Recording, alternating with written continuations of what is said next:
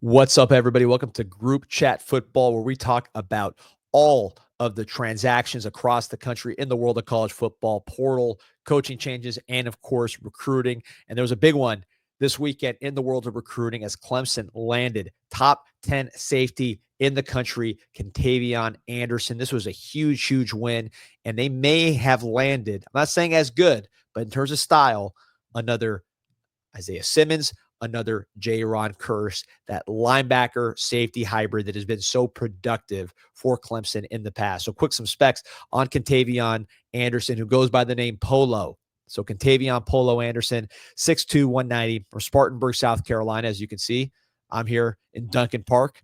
That's right near the North Carolina border, Roebuck High School. This is a number 10 safety nationally, number 2 player in South Carolina, 4-star. The number 1 player in South Carolina, Kentavion Currents, is another safety, similar build, who committed to South Carolina. So you're going to compare these two for a long, long time, Currents and Anderson. Look at some of the names on the list: South Carolina, Michigan, USC, Florida. Is a top 10 safety in the country, 4-star player. He's got offers from all over.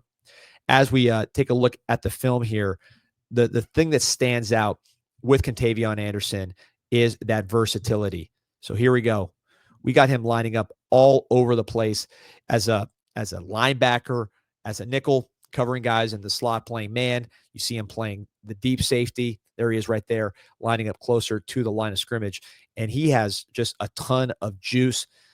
Does he move more like a defensive back or a linebacker? I think that's going to be the question. But going forward, you can see that burst and that change of direction. Grew up a Clemson fan, offered in December. The recruitment really took off after that. Adds to Clemson's 5th ranked class. No verified numbers that I can see on Kentavion Anderson, but in terms of what's reported, you see a 4.3 40, you see a 10.8 broad jump, 37-inch vert. If he's anywhere close to those numbers in actuality, you're talking about a freak of nature, and you can see why I say names like Ron Curse, names like Isaiah Simmons. Here you see him lining up really off the edge as a blitzer. I mean, physicality, blowing up that running back, and then making the play. You see striking ability with this guy. That's why I say I think playing close to the line of scrimmage makes sense. But here you go. Look how wide he is, playing defensive back, covering guy man, and then breaking up the play. He has the length to get around. Here you see him on the edge again. Just great timing as a blitzer, ability to get skinny, and then the finish with the tackle. This is not just kind of a, hope for the best type tackler. This guy will strike you, and he'll make fundamental plays as well. Here you see again in coverage, turning and running. I think he did a nice job there with the receiver with a full head of steam, able to turn and run with him. Now, again, see you closer to the line of scrimmage blitzing. You've seen a lot of this, right? His ability to blitz and time it up and bend, take the correct angles, deal with the running back if he needs to from a physicality standpoint, and then finish with a strong tackle. There you see the ability to read and react coming from the safety position, but showing some of the read and react skills that he might need if he does play linebacker. Again, number 10 safety in the country. We'll put him there for now, but I think just seeing this guy and how he strikes and how he deals with some of the physical dimensions, he seems to me like your modern, kind of your San Francisco 49er style linebacker. If you're looking for an NFL comparison, somebody who can run, hit, cover, and do all those things from a versatility standpoint. But to me, an easy 4-star player. I see just so many traits that you like with the ability to strike.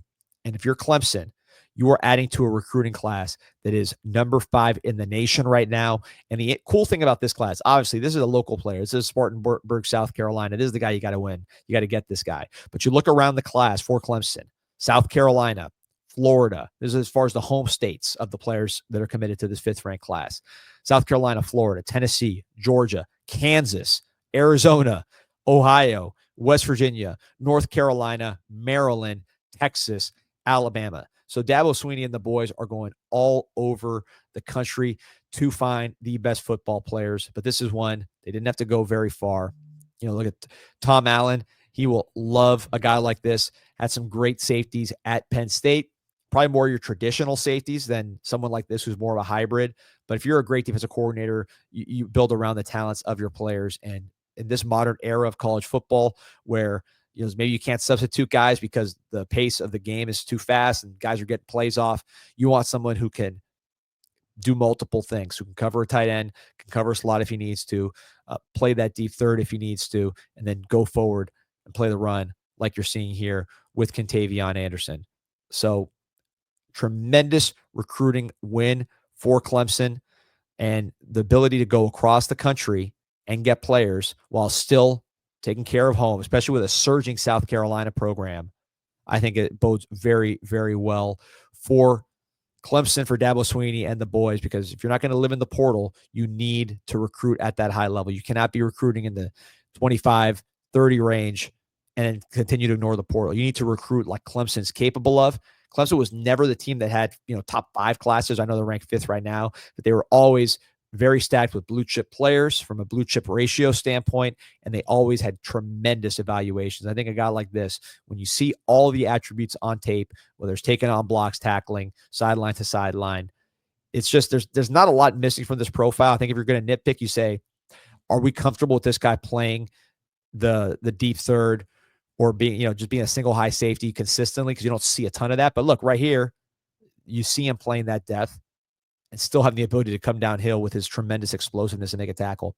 I think this guy's a 4-star player. Obviously, he's going to be highly ranked. He's close to that top 100 in the composite. I think maybe more closer to a top 75 player in my book, just based on what you're seeing here. And someone who really loves Clemson. Let's take a look at his actual commitment video here. We'll pull it up here. The moment where he committed to the Clemson Tigers with his family. Really cool moment here. So let's look at Kentavion Anderson committing to Clemson. With that being said, for the next 3 to 4 years, I'll be taking my academics and athletic talents too.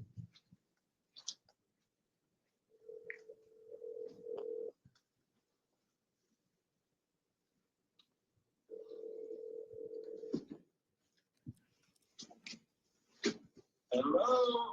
Where we going, Coach? Hey, is this Marco?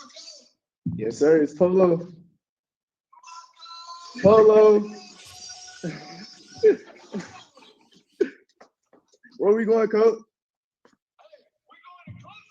Yeah.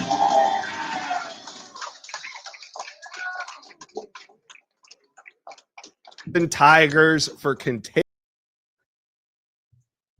One of the coolest commitment videos you'll ever see, calling Dabo Swinney on the phone to announce his own commitment. I've never seen that one before. I've been watching recruiting for a long time, but that was really cool. Obviously, it's kind of play on his name, right? Marco Polo, but Dabo's fired up, and this is going to be a good one. It's a great fit, local kid, versatility, and I just think seems like a really good kid, which Clemson, that's what they're known for, right? They don't just recruit everybody with talent. They really, really prioritize character, intelligence, and all those things. It looks like Kentavion Anderson checks those boxes. So if you're a Clemson fan or a fan of college football in general, like and subscribe to this show. We are covering college football recruiting all year long, along with the portal, along with college football itself, depth charts, summer battles, camp battles, all of that, coaching changes. We'll get you covered here on Group Chat Football. So please like and subscribe to this show.